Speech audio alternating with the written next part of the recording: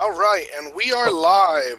Welcome, everyone, to episode 47 of Narrations and Lamentations with Mittierim and the Boyz. It has been an incredibly long time, about 7 months by my count. We were intending to take a hiatus, however, this one kind of got away from us. So it's good to be back and to be putting content up on the channel again. With me, as always, are the boys, Skip and Michael. Go ahead and say hi, fellas. Hi, fellas. Hi, fellas. I was waiting for it. Not only did you get the pun out, but you did it simultaneously, so no one will be able to understand it. Good job, fellas. Yes. That's what I'm talking about. Teamwork. Yeah. So, we actually have a couple of viewers. I didn't think we were actually going to get anybody's attention over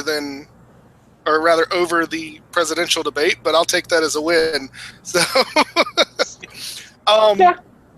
So first thing I guess we should talk about a little is what we've been doing the last 7 months. It's been a while since we put much of anything up. So why don't we go ahead and start with Skip? Why don't you give us a little briefing of what the last few months have been for you? Well, I've been working. I have, I like long walks on the beach. I like. I'm sorry. This is the wrong chat for that, isn't it? Yes, it is. Okay.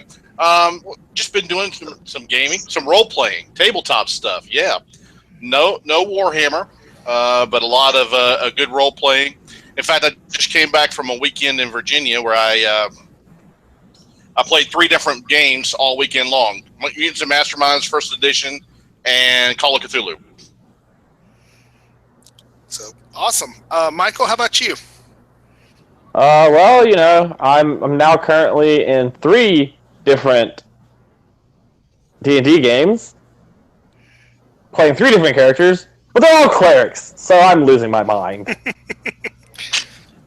Gotta love that. I also want to point out and let you talk a little bit about the fact that recently you did take over the reins as a game master for your first time for our Thursday night group. So why don't you tell the folks at home a little of how that turned out? They had a halfling. He decided it was time to eat in the middle of a dungeon. The centipedes came, and if you know giant centipedes, they have save or die poison. And none of them succeeded to save, so they all died. It was 11sies. But yeah, so for what it's worth, he kind of cut to the end there. This campaign had been going on for 4 or 5 sessions, something like that, and he ended up killing a group of 3rd to 4th level characters with 3 giant centipedes. It was only 2. It was only 2, wasn't it? Yeah, wow, and they had only like 15 hit points apiece. Right, you guys just got rocked. Way to make me feel worse about that, Michael. You're welcome. That's what I'm here for. So I guess that leads into me to kind of piggyback off of that. I'll start about. I have taken over running our Thursday night Dungeons and Dragons game, in addition to my normal Sunday night game that I run. The Thursday night game, I'm actually continuing with the same characters that were in the game Michael ran, but I'm doing a sort of Planescape-esque post-death game for those folks. Turns out being murdered by centipedes is actually part of a fiendish plot by the goddess of poisons on my world to steal the souls from other game worlds. So it's kind of an interesting thing going on. We'll see where that goes. I've been running my normal Saturday D&D group, which is actually getting into the mid levels, 8, 9, 10, that area. And then thanks to my daughter, I've been playing a lot of the Pokemon card game, both face-to-face with her and online as well. So I have not been doing a whole lot of tabletop wargaming, but I have been kind of keeping an eye on 9th edition because my model fingers are getting a little itchy, and I've been kind of getting a feel to want to paint again and maybe even break them out. I've also heard from one of the subscribers that the Ninth Age is going to be releasing their fluff in the next couple of weeks. So I'm kind of excited about that. I want to see what they've done, and if I get the chance, I may even do a video kind of talking about that. So that's kind of where we're sitting now. So anything else you guys wanted to mention and or plug? No, I think you covered it all. Yeah. It doesn't seem like a whole lot to have taken up 7 months, does it? It never does. Okay, so let's go ahead. We've got a couple of different topics to cover tonight, which I actually think is going to be kind of the way we're going to do the show from now on if we do continue it. Just kind of mentioning some different topics about all sorts of gaming. We're not really going to limit ourselves because God knows we're not limiting what we're playing. So no need to limit what we share with you guys. So first topic I want to talk about is a book. It's a system-neutral book that I have stumbled upon over the last few months and have started using for my Dungeons & Dragons game called Central Casting Heroes of Legend. This book is like 150 pages of background charts to roll for your characters. It's very exhaustive. There's a lot to it. And we've been using it for about 6 months now for new characters. So I kind of wanted to get the opinions of the boys and kind of share this with you because I think it's an awesome and potentially terrible addition to anybody's gaming. So who wants to go first and talk about their experiences with central casting? Well, lately I think I've had the most experience with it. Seems that the dice gods have turned against me in several areas. Overall, I think it's really cool because if you do not have a background in mind for your character, this will give you one. Whether you want it or not. Yeah, whether you want it or not. I mean, it's completely random. I mean, you could start by, if you don't know what race you want to play, you could roll that on a chart. If you have race-specific events, you have age-specific events. You could be you could go to war. You could be done things we cannot even discuss with unicorns. Just strange stuff like that will be on this chart. It's absolutely incredible. But in the exact same thing, sometimes it could be like, what the hell did I just roll? So you have a halfling who's riding an elephant, it's weird stuff like that. So, but it's definitely a good addition to your game if you want to go in depth with character backgrounds and actually, a lot of the fun is linking some of the stuff that you have with even some of the stuff that you may have in your mind on what your character wants to do. So that's my opinion on it. What about you, Michael? I mean, frankly, I love it. My biggest issue with it is that the race roll table is like 1 to 15 is a human, and then you only have 5 slots after that for random races. So I mean, we can maybe tweak that if you want more of a different race in there, and get rid of the exotic and jaded taste. I've rolled that like for every character, and I can only do it so many times.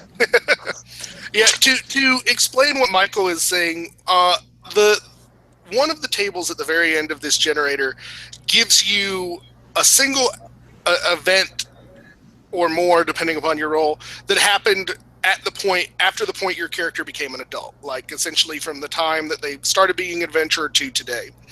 And I'm not sure, because I'm terrible at math, I'm not sure how the bell curve works for a 2d20 roll with some modifiers to it, but the number 20, all it says is the character develops expensive and possibly jaded tastes. And for some reason, our group picks that number more than anything else on any table in the book, and we're getting a little tired of it. Now, I will say I definitely agree. I think it's kind of a fun addition. I don't know if it's something I'm going to want to do with every campaign I run forever and ever till the end of time. And I even tweak it. The way we end up actually using it is the group starts to roll. They can either choose to roll for their race or choose to pick their race as per normal. And then when they're rolling, they get a maximum of 3 rerolls. Reason for that is that there are some terrible things on these charts. And by terrible, I was actually the one Skip was referencing, that I was rolling up a character for Michael's game, and one of the results was that I was sexually assaulted by a heraldric beast. I'm like, you know what? I can roleplay a lot of things, but I think I would rather just skip on that one. But the nice thing is that because you can also roll on results that say roll on this table 2 more times, 3 more times, whatever, you've got to be really careful with those rerolls. So it still doesn't completely limit the craziness that you could get from it. So I would say altogether we've rolled between the 3 of us, what, a dozen characters, give or take, with it? Yeah. I may actually do a separate video of just me rolling up a character with this, just because I think it would be entertaining for people, but we'll see. If you feel like that would be entertaining, leave a comment, let me know. But so here's the question.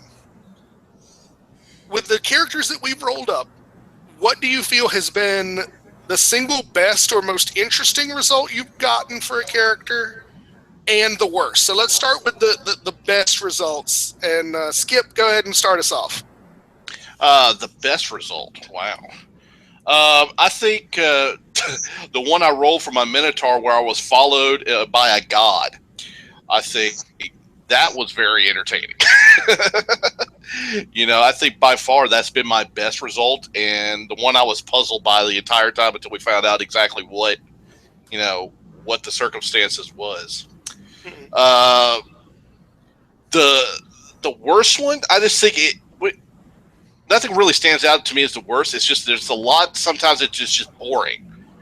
Sometimes I'll just go through and within 10 minutes I'm done. So there's not a lot of fluff or anything. Just that's how the dice rolled that time. So that's what sticks out to me. Okay, so Michael, what's your best and worst? I'd say probably best, for at least story-wise for me, is the one I rolled with Titus, where it was the adulthood, and I had like one event, and then that event turned into 4 events, where he got married, and his wife died, and he went to war. And the way we connected all of it, it just story-wise made a fantastic scenario. Which I'll also end up going to the 9 Hills at one point. But yeah, we'll talk about it later. Worst? I don't know if I've had a really terrible one. Rolling the exotic or the jaded taste one every time, kind of I dread rolling that just because it's like, oh, yay. I'm actually going to start with my worst, because I think you guys will laugh at the one I consider the worst, because other people might consider this the best. I ended up netting on one of the characters I rolled for Michael's game, essentially that my character was a literal demigod. Oh, yeah. And because these tables can give certain mechanical benefits, it ended up being, I rolled this character, I was a demigod, son of the god of treachery on his world.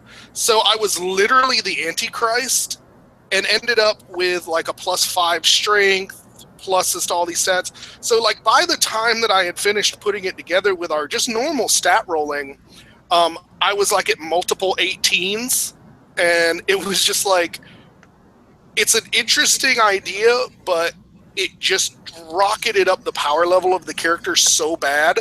I was like, I don't even feel right playing this with a group of other characters. It wouldn't be fair to them. So I threw that character out altogether, and it was sad. My best result, and I've rolled less for this, I really do like, they have a military service result where, and it can happen at multiple points in your character's history. So you could be like conscripted when you were a teenager. It could be something that you went into in adulthood. But it's neat because the way the chart is kind of broken out is it tells you who you were fighting. It tells you sort of what part of the military you were in, what events happened to you. And there's a whole result table for like if you actually saw battle and how your side did against the other side. So I've actually had my character, I was playing a war wizard that had that, and she ended up essentially fighting in this war, and then immediately her results of that was that she then sided with a coup against the people she was fighting on. So, and ended up overthrowing that particular small town's government. So the whole start of the character was that she was essentially this new governess whose power had not been official yet. And so she was going adventuring to essentially help rebuild this town she was overseeing. And so I thought that was super cool. But definitely, so scale of 1 to 10, fellas, how beneficial has this been to our game? I would say a good solid 8. Okay. Michael? I'd lean a heavy 9. Okay, I think I'm gonna pair it with Skip there and say a solid 8. My only thing that I don't like about it, and the reason I don't know that I would kind of go on it forever in every campaign, is that it is hard to get those characters with relatively normal backstories. You do roll them a couple of times, but sometimes you're just you might want to play kind of a basic normal guy without any craziness, and then all of a sudden you're the Antichrist. Yeah. But we have been playing off of the first edition of it. There is a second edition which is very similar. It's just been cleaned up a little bit. I actually have a PDF copy of it, so I kind of hesitate to mention that because I don't know if it's a legal PDF or not. It was given to me.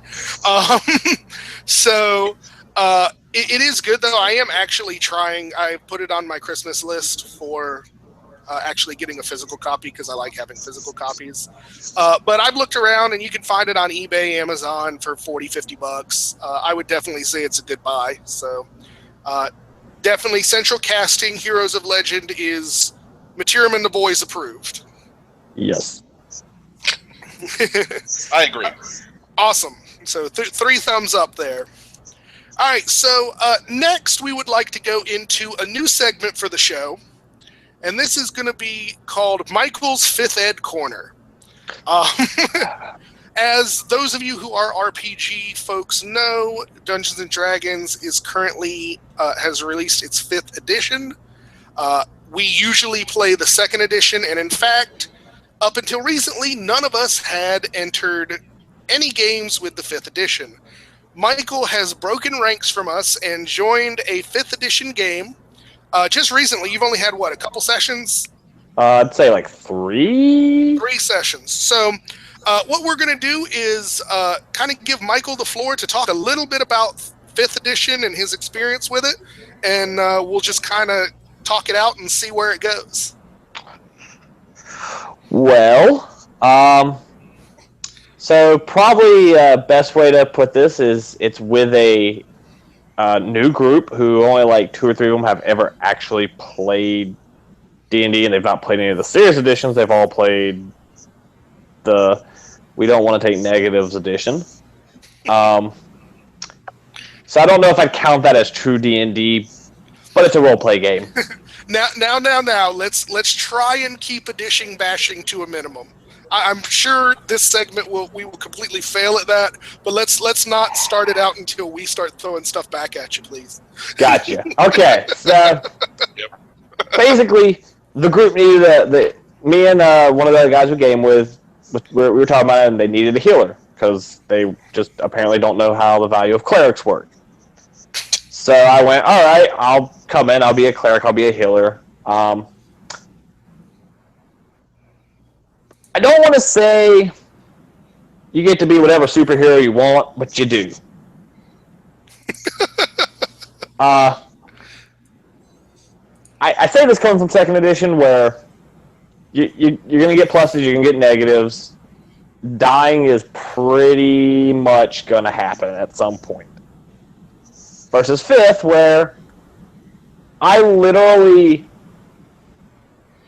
took off from the group several times to go fight things by myself, basically, and have not died yet. And if anybody remembers the infamous words of "you never split the party," it doesn't apply in fifth. So, just for clarity's sake, so that the viewers know what you're talking about, you guys are actually playing through a published module. Is that correct?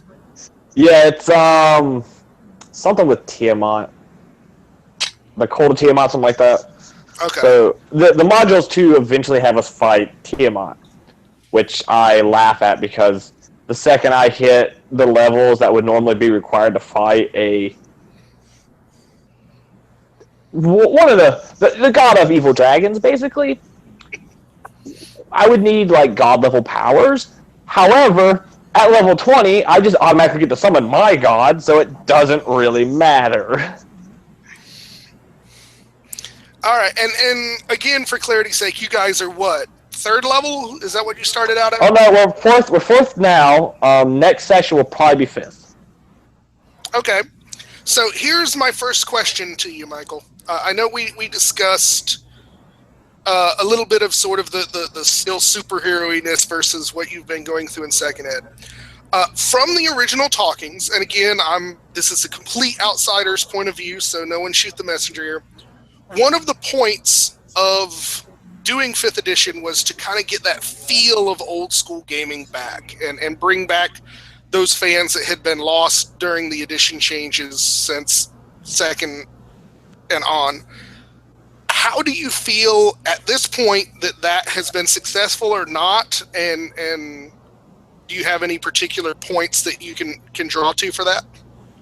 So if they were trying to pull people from 3rd edition, they did a pretty decent job. From 1st or 2nd, they kind of missed the mark on that.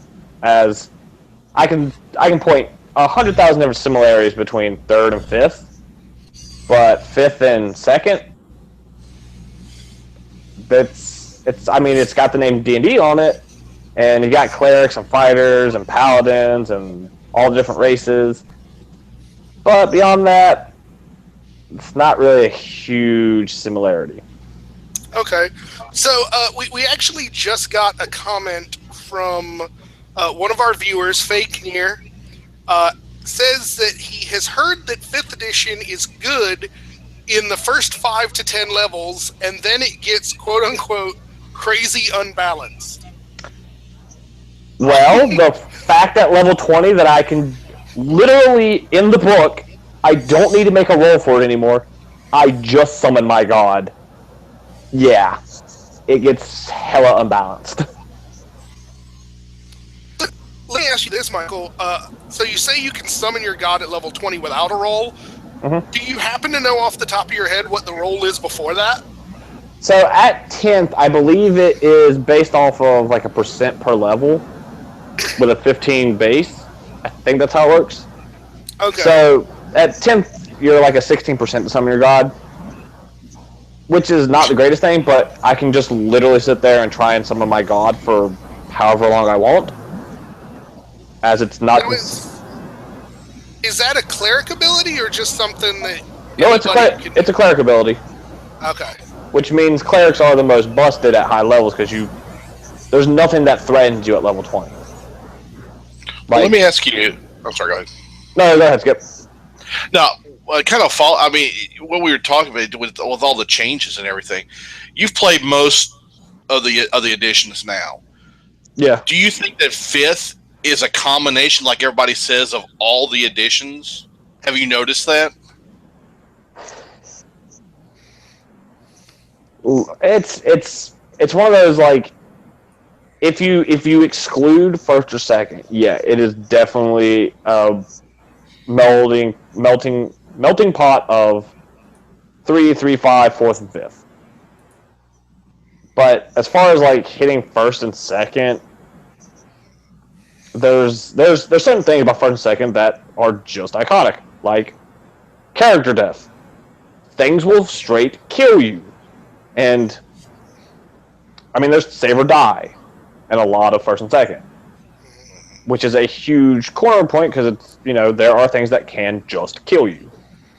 In fifth, not really, because even. Let me ask a follow-up to that then. Obviously, if they've removed all of that save or die stuff from the game, that was a conscious design decision. Do you feel that design, for you personally, because I'm not expecting you to answer for anyone else, do you feel that increases or decreases the fun for you? I think it decreases it, mainly because when I go into an RPG, yeah, I expect it to be fantasy, I expect to do awesome things, but I also expect a certain realism to it where if a giant dragon comes at me and I'm a simple dude, the dragon will eat me and I am dead. I should not be able to look at a dragon and go, nah, and then roll and be okay. Well, I mean, do you think that's something that can happen in 5th Ed? Do the levels matter less than they did in the old games? Yeah, they do. You get new spells at this level, new spells at that, and new abilities, but once you start hitting the levels where abilities are starting to take more of an effect, you just really stop having to do anything. Right now, I just took a feat that gives me a +1 to strength, so now I'm rocking an 18 strength, an 18 con, and an 18 wisdom. Okay, let's take a little aside here for again, all points of honesty. The DM that you are running under is pretty much a complete noob as well. Yeah. And I've been playing D&D for a long time, and I have to say, without a doubt, what you've told me about the character creation setup for this campaign is the most cockamamie pile I've ever heard. So why don't you share the setup with these folks so that we can be fully disclose your opinion here? So what he told me to do, as I wasn't expecting, I was expecting 3d6, yeah, that's cool. No, 4d10, 10 times, and then you take the best ones you want. Wait, 40-10? Sorry, 46, not 40-10. Okay. 46. That's even worse than you said it was. Yeah, that is much worse. 46 10 times, and you take the best. Which, if anybody knows anything about numbers, there's a huge average curve from 3d6 to 46. And then when you do it 10 times, it goes, well, now my averages are skewed by a lot. So let me ask this just out of curiosity. Does anyone in your party of, 7 players? Yes. Does anyone have a stat in the single digits? The halfling has a strength of 8. Wow. Out of 7 that is the only players, one. So that's one stat out of 35? Yeah, he's also a bard, so strength really doesn't matter to him. Right. Well, let me ask you this, Michael. One of the criticisms that I have, and I think a lot of other people have about 3rd edition, was the amount of feats. And when I say the amount of feats, I mean you had books and books of feats. Oh, yeah. Have you noticed, you mentioned that you took a feat. The feats that are in there now, are they kind of usable throughout the entire character run? Or are they like in 3rd, where if you take Deft Hands, you're going to get a +2 to begin with, but it never increases as you go up in level. It's just a wasted feat, as some people say. Have you noticed anything like that? I think it's less that they're like some of them are workable to where they will matter throughout your entire character. Some, however, the bonuses to are good enough that there's not an increase at level, but once you get it, it's already a solid option to have. Like, for instance, Heavy Armor Master, which is what I took, netted me a +1 strength, and it also netted me against anything that's not magical, -3 damage. Now, do you have to plan out your feats kind of like you did it there? So if you wanted to get, the whirlwind power, do you have to have this feat, this feat, this feat? You don't have to sit down and actually plan your character out 10 levels beforehand. Nope, you basically just go and you go, that looks cool, I'm going to take that. You said something a minute that I have to actually stop and think about, because I'm not sure if this makes any sense to me. So, you took a feat whose fluff is that you're really good at wearing armor, and it makes you stronger. Yep. Well, and I mean, it also reduces the amount of hit point damage you take, even though that's not the way armor works in Dungeons and Dragons. Yes. Oh, okay. just wanted to catch up with you there. Okay. I kind of followed it on the strength. Okay, you wear heavy armor, you have to be a little bit bulky. I can understand that. And then you got to the hit point thing, and then it just kind of went... Well, Yeah. It seems like one or the other of those things would be... Well, I don't know. I never much cared for feats to begin with, so... Well, I mean, if you look at if you look from perspective, because I have in both the Tuesday game and the Sunday game, I have items that reduce damage. The Sunday game, which is second head, that's a magical item that if I'm hit with elemental damage, it just max die codes me. It will probably kill me, which is a huge trade-off versus Tuesday where I'm playing 5th. I'm just like, nah, I just take 3 points less of damage. Of course, in all fairness, again, I feel like I'm having to say that a lot today. Part of the reason why that cloak will almost kill you is that you've rolled terribly for hit points. Yeah, I'm 8th level and have 37 with a 10-point kicker. Yeah, I give a 10-point hit point kicker and give maximum die code for level 1 hit points. So at level 1, he had 18 of that 35. Which means you've gained, what is that? 17 hit points in the last 7 levels combined? Yeah, and you only have 1 level left of rolling. Wow. Oh, yeah. No, I'm aware. You are Terabad, son. Hey, I don't know how I've only died once so far, and that wasn't to hit points, that was to a failed save. Yeah, you did eat the business end of a banshee, so we got to give you that. Hey, all my characters like I take that. All right, so that's kind of where we'll tie it in, unless you have anything else to say about 5th edition so far, Michael. This is something I want to come back to occasionally and get your opinion as you level up. I think it's more fair to kind of get... Maybe it'll get better as you go. I'm gonna get more broken. I'm already pretty busted as is. Okay. Well, let's not immediately go negative with it. We'll wait and see.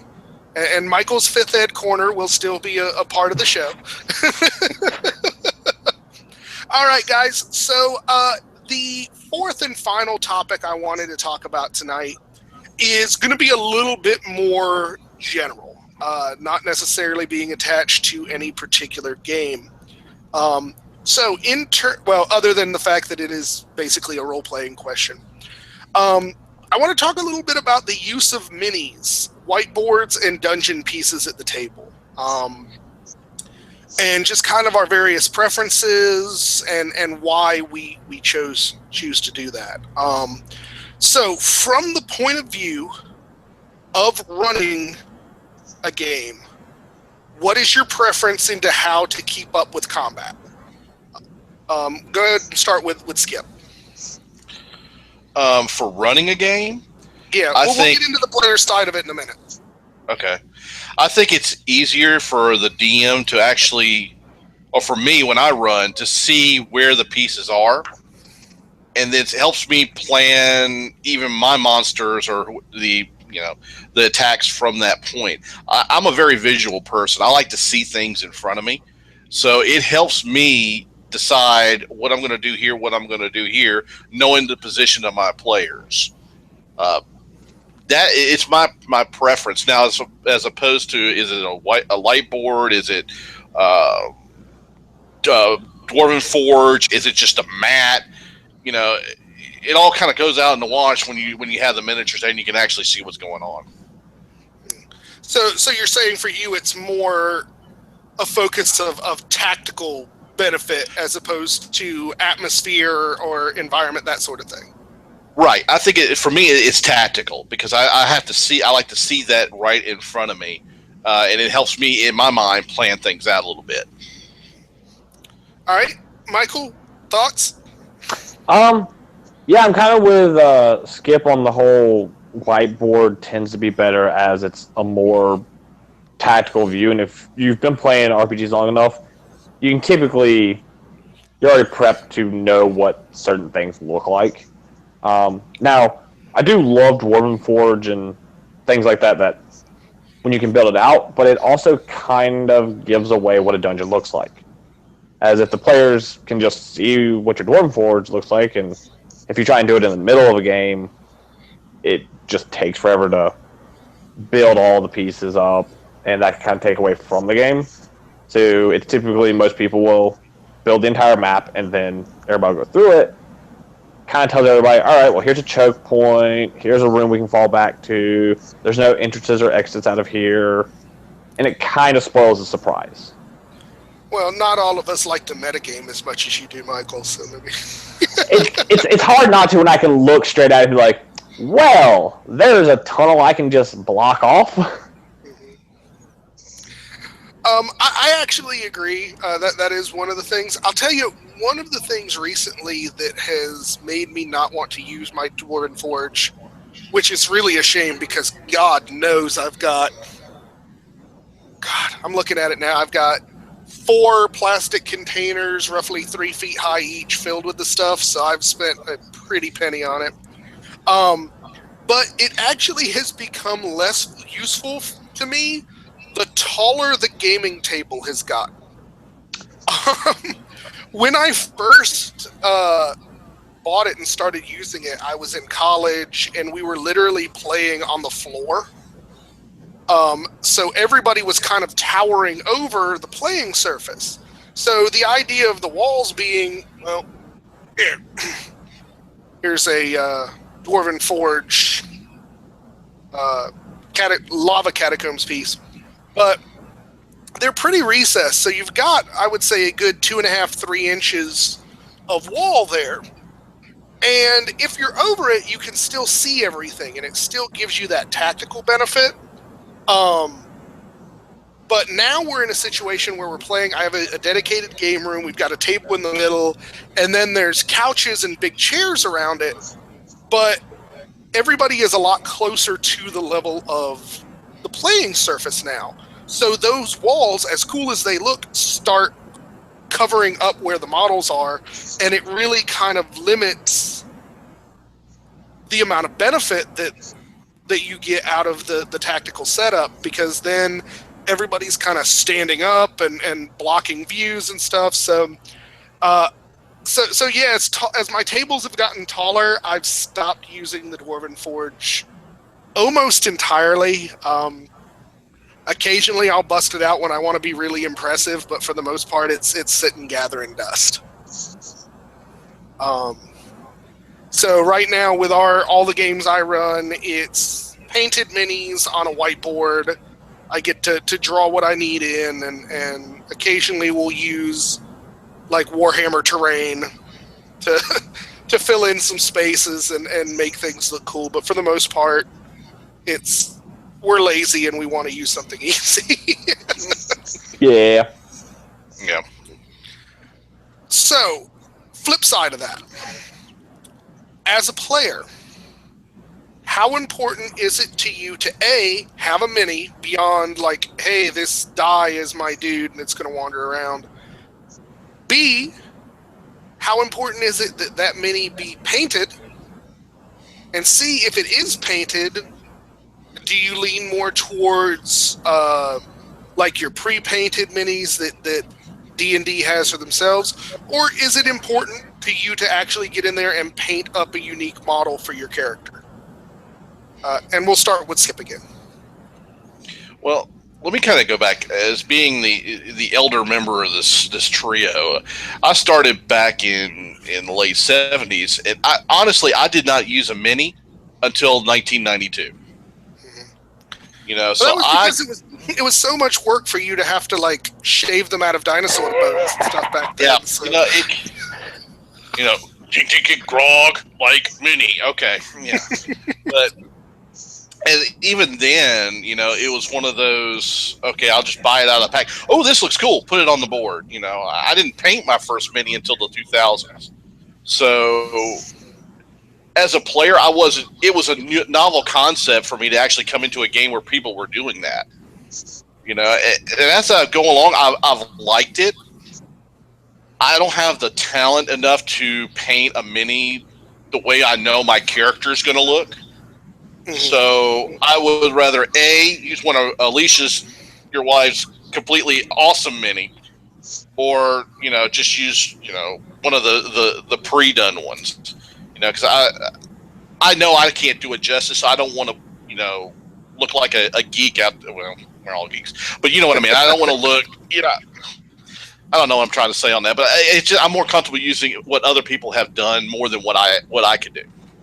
Okay, Michael. Well, to answer the first part, I'd say having a painted mini, having something that represents my character, is a super important detail so that I have that visual focus of here I am in this room. I could use a die, but I just don't like using dice for anything more than rolling, and I have my weird dice luck rituals. As far as like having one and painting it myself and everything, I've thought about doing it a lot, but it's one of those, if my character dies first session, which has happened before, and I've spent all that time painting a mini to go with that guy, it's like, oh, well, yay. So I think going with what Skip said and using Alicia's is a much better way. I can certainly agree with that. I know for the most part we do use Alicia's minis. Now I'll say, since I run games way more than I actually play in them, I prefer a painted mini if I'm going to be a player. But if I'm GMing the game and it's time for me to throw undead at you guys, I'm perfectly fine with grabbing a fistful of plastic pre-painted zombies and hurling them on the board rather than going into like my painted box and pulling out nicely painted undead after nicely painted undead. Yeah. Because it doesn't matter. I mean, maybe for big models that are trying to be impressive, like the dragon that you guys fought recently, I used a dragon that Alicia painted for me for my birthday one year, rather than any of the plastic ones, because that was a big important fight. I wanted it to be impressive. Yeah. The ogres that you guys are dealing with now, I've gone to my Ogre Kingdoms army and I'm using those because, again, I think the model choice helps to communicate the importance of the combat. And so it's kind of just another one of those tools I use. I certainly see you guys seeming more interested and more focused on what's going on when I put a really nice looking mini on the table than if I just grab a handful of plastic garbage. So I definitely think it has an impact on the game. A lot of my friends that I game with in college, they were on the opposite side of the fence. They thought that having minis out there disturb the creativity, disturb the imagination, of what was going on, because you can actually see it in front of you instead of putting it in your mind, which is what role playing is. It's using your imagination and everything like that. So it took them a while to actually get to the point where they would even consider putting a mat out or mini or anything like that. So I've seen both sides of it, and I've been on both sides of the situation. Yeah. Do you think you've come to a more pro mini stance than they have? Or? Yeah, the way I have to see it out, like I said, I have to visualize it out on the table for me to understand what's going on. And that may be a factor of getting up there in years and things like that. But I'm enjoying it more seeing it on the board than I did when I first started gaming. Well, that's good to say. I definitely think there is some benefit to that, seeing it. Ideally it is an imaginative game, and you're going to be trying to bring that element to it. But I certainly do think it helps those who, particularly maybe newer players, who aren't used to that and can't kind of juggle all that in their head, or even players like we have a current player who's our newest mage, who's very numbers oriented. He's very focused. He has templates he's built for each of his spells, stuff like that. And I think it would probably drive him crazy to just try and imagine it. Yeah. And in fact, it's part of it depends on what game you're playing. Because I remember we were playing was it Vampire? We didn't use any minis. No, yeah. You don't really need it. You don't really need it. Again, it depends on what you're playing. I can see on both sides of the fence on superhero games, because you'd like to see where the bad guys are, but you don't really have to worry about movement, because you got people with super speed or flying who can move more than those little 5 squares. So again, it just depends on what type of game you're playing too. I would agree, and I think in part too, with the superhero thing, it's hard because there's not really a good market for superhero minis. Right. Yeah. There's a few companies that are making them. You could really buy some hero clicks and repaint them, which I've done before in running superhero games. But for the most part, I don't think those other genre of games are as reliant on minis, because I don't think the market is there. Yep, that's true. If you're going for fantasy D&D-esque minis, there's a near infinite selection for them. And if you're looking, I need to make a halfling, you could go to Reaper Mini site, type in halfling, and get 500 results in next to no time. But if you're making a particular superhero, it's going to be much harder to find that, I think. Yeah. So, And expensive when you do. Oh, certainly. Yeah. Well, I do have to say, I've seen those new minis for that Batman tabletop game they put out, and those are freaking beautiful minis. If I wasn't currently so lacking in funds, that may be my next expansion into the miniature wargaming world, but that's not going to happen anytime soon.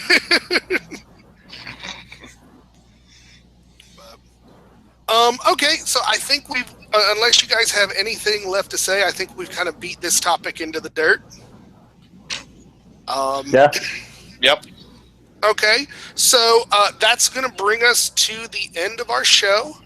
I want to just say that it's been nice getting together and chatting again and putting it up for you guys to see on YouTube. I think this is the sort of way we're going to be doing things. I don't know if we're going to be going back to a weekly show, and if we do, when it'll be, if we're going to do monthly or whatever. We're still kind of building ourselves back up at that point. But I do like the idea of just kind of taking a random hunk of different topics about gaming and spending an hour or so just shooting the shit about it. So hopefully you guys find that interesting. If there are any topics or anything of interest that you guys want us to deal with, certainly put them down in the comments. Let us know. And because, we obviously want to talk about what people might find interesting.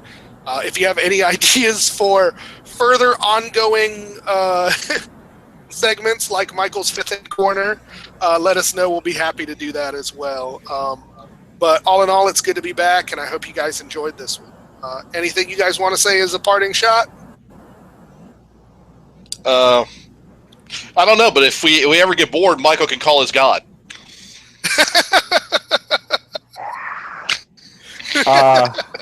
Yeah. I would say ignore my ramblings, take them with a grain of salt, as I am a perpetually angry person about additions that don't feel like they have the right level of threat to them.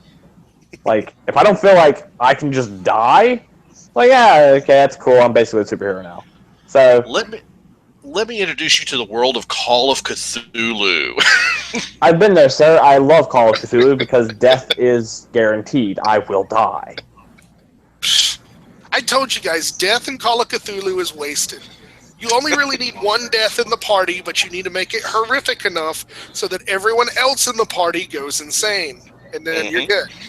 Yeah. I also wanted to say, because it just occurred to me now, just to solve anyone's curiosity as to what brought us back, I happened to just randomly take a look at my YouTube channel and realized that a very unexpected video has become my most watched video, and like it's not even close. The first session playthrough that we did for the Pokemon Tabletop United game has broken 3,800 views. And it blows my mind. The next closest one is the RPG talks I did about the worst D&D player I ever had, and that is like 1,600 views behind.